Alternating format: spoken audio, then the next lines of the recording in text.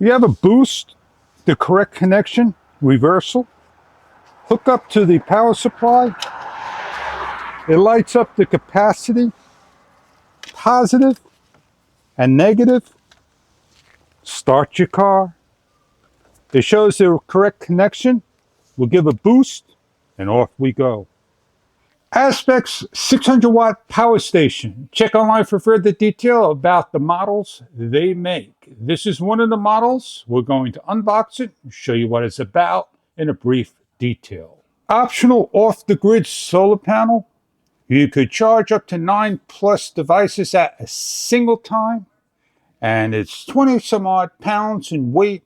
Great for camping RV off the grid. Nicely packed with an instruction guide about your product. The color it comes in is blue. Accessories in the boxes and a carrying bag given. Plug in for the first time, it shows 80%. This is hooked up directly to a 100-watt panel, and we're going to charge the unit by plugging in for the first time, as it's generating energy to the power station. 110 volts or solar panel takes 7 to 8 full hours of charge, while DC for the car takes just a little longer, up to 10 hours. Every 12 months, give a maintenance charge if not using. If you have a car and you need to boost your car, you get an included booster cable and meter. You have the 12-volt charger, and you have the AC charging port. When storing away or taking things with you, the carrying bag that they give you holds everything inside nice and neat. Little handle, and there you have it. This is the input to the solar panel of 12 volts through 30 volts. Below it's going to be for your DC. There is a switch that when you turn it on, it says DC, and you have 3 outputs, 2 of the DIN cables and 1 of the socket. On the USB side is, say, USB Type-C. You have a PD, USB A's, and they have 3 different types of voltages. On the AC side, you have 2 AC ports, up to 600+ watts. You switch the AC, turns on as well. You hear the fan going on when using the AC for a short burst. You have for the auto jump start over here, the port, and you have on the other side to charge the unit via 12 volts over here for the battery. On the top is another blue indicator, which is for the light. You have a low, medium, high, a flicker, and an SOS, and off. It has input-output fans to cool the unit off when it starts to heat up.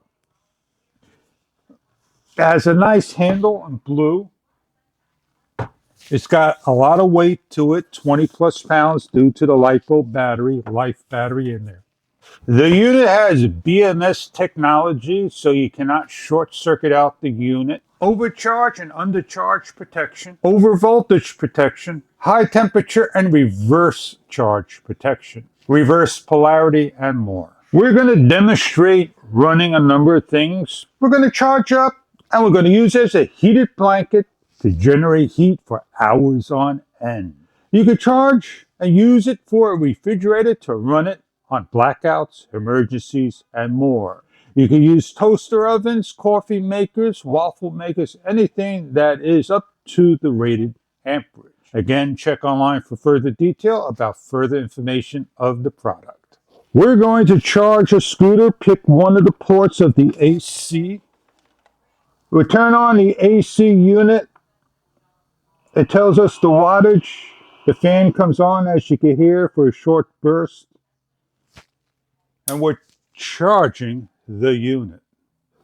As the unit did shut off circuit protection, we charge again. To charge a scooter takes up to 5 hours of DC power through AC. On those cold nights, we have a blanket, and we're going to operate it by plugging into the AC. We can run the blanket for hours on end.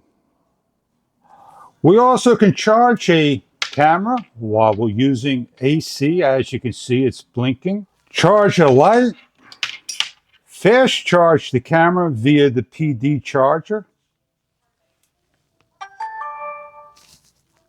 And even charge up batteries via the unit USB.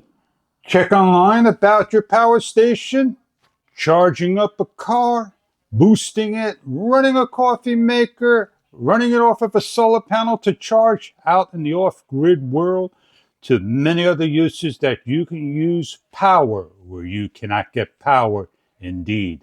I hope you enjoy your product if this is something that you are looking for in the power station.